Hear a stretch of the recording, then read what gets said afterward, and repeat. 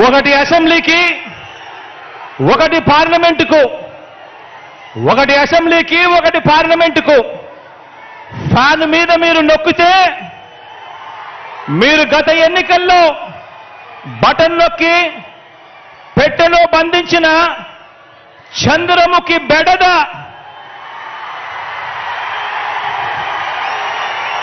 Chandramukhi cinema చూసారా?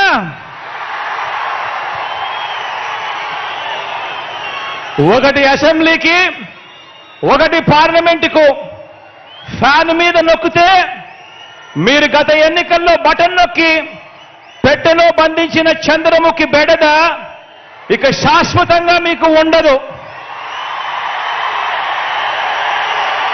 చంద్రగ్రహణాలు ఉండవు. లేదంటే చంద్రముఖి సైకిల్ ఎక్కుతుంది,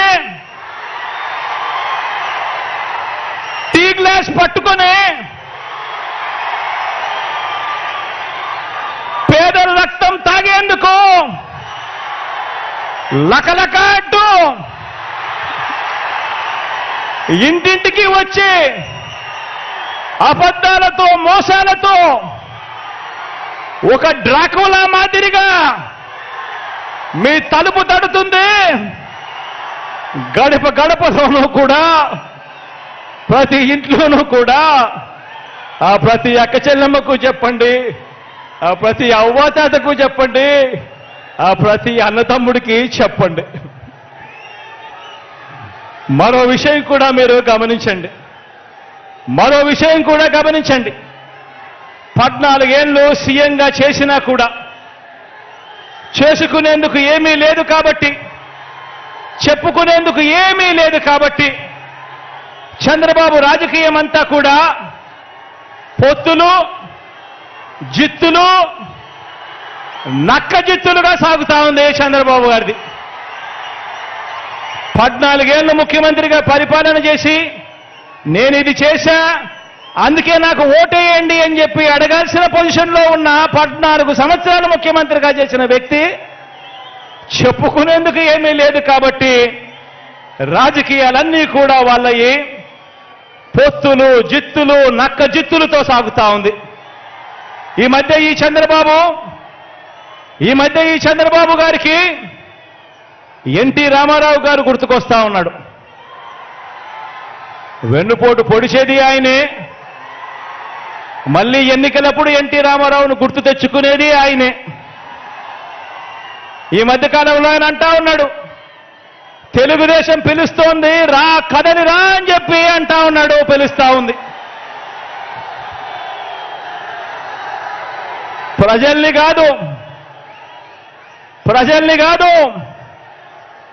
పార్టీలను పిలుస్తా ఉన్నాడు, దత్తపుత్రుడిని పిలుస్తా ఉన్నాడు. నేనిచ్చే ప్యాకేజీ కోసం రా, కదలి రా అని చెప్పి దత్తపుత్రుడిని పిలుస్తా ఉన్నాడు.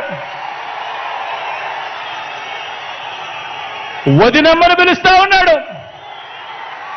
కమలం పార్టీలో చేరి అక్కడ నా మనిషిగా రా, కదలి రా అని చెప్పి వాళ్ళ వదినమ్మను పిలుస్తా ఉన్నాడు. రాష్ట్రాన్ని అన్యాయంగా అడ్డగోలుగా విడగొట్టిన రాష్ట్ర ద్రోహుల పార్టీని వైఎస్ఆర్ గారి మరణం తర్వాత ఆయన పేరును కూడా అన్యాయంగా ఛార్జ్షీట్లో పెట్టిన నమ్మక ద్రోహుల పార్టీని 4 ఓట్లు చీల్చినా చాలు నువ్వు కూడా రా, కదలి రా అని చెప్పి చంద్రబాబు నాయుడు గారు పిలుస్తా ఉన్నాడు. అసలు బాబుకి, దత్తపుత్రుడికి, వదినమ్మకు, చంద్రబాబు బ్యాచ్కి ఈ స్టేట్కి వారికి సంబంధమే లేదు. ఈ రాష్ట్రానికి వారికి సంబంధమే లేదు. ఏ ఒక్కరూ మన రాష్ట్రంలో ఉండరు. వారంతా కూడా నాన్ రెసిడెంట్ ఆంధ్రాస్. ఏ ఒక్కరు ఇక్కడ ఉండరు. వారందరూ కూడా నాన్ రెసిడెంట్ ఆంధ్రాస్. వారికి ఏనాడైనా ఎప్పుడైనా కూడా ప్రజలు ఎప్పుడు గుర్తుకొస్తారు అని అంటే ఆ ప్రజలతో వారికి పనిబడినప్పుడు మాత్రమే ఈ రాష్ట్రమైనా గుర్తుకొస్తుంది, ఈ రాష్ట్రంలో ఉన్న ప్రజలైనా వాళ్లకు గుర్తుకొస్తారు. కాబట్టే ఆయన సైకిల్ను, కాబట్టే ఈ పెద్ద మనిషి సైకిల్ తొక్కటానికి ఇద్దరిని, దాన్ని తోయటానికి మరో ఇద్దరిని పొత్తులో తెచ్చుకొని రా కదలి రా అని చెప్పి పిలుస్తా ఉన్నాడు. ఈ పెద్ద మనిషి చంద్రబాబు నాయుడు గారికి పొత్తే లేకపోతే కనీసం 175కు 175 చోట్ల ఎన్నికల్లో పోటీ చేయించుకునేందుకు కనీసం అభ్యర్థులు కూడా ఈ పెద్ద మనిషి చంద్రబాబు నాయుడు గారికి లేరు. ఇలాంటి దిగజారుడు పార్టీలన్నీ మీ జగనన్నే టార్గెట్గా ఆయుధాలు రెడీ చేసుకుంటా ఉన్నాయి. ఇలాంటి దిగజారుడు పార్టీలన్నీ కూడా మీ జగనన్ననే టార్గెట్గా, పేదవాడి భవిష్యత్తునే టార్గెట్గా, పేదవాడి సంక్షేమాన్నే టార్గెట్గా వీరంతా కూడా వాళ్ళ ఆయుధాలన్నీ కూడా రెడీ చేసుకుంటా ఉన్నాయి. వీరితో యుద్ధానికి నేను సిద్ధం, వీరితో యుద్ధానికి నేను సిద్ధం. మీరు సిద్ధమా అని అడుగుతా ఉన్నాను,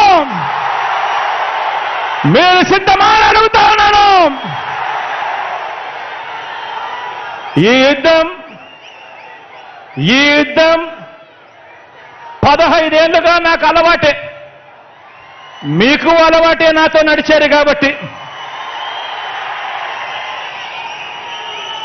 ఇది ప్రజలకిచ్చిన మాట మీద నిలబడిన, ఇది ప్రజలకిచ్చిన మాట మీద నిలబడిన ఈ ఒక్కడి మీద కలబడి 100 మంది 100 బాణాలు వేస్తున్నప్పుడు ప్రజలే రక్షణ కవచంగా ప్రజల్లో నుంచి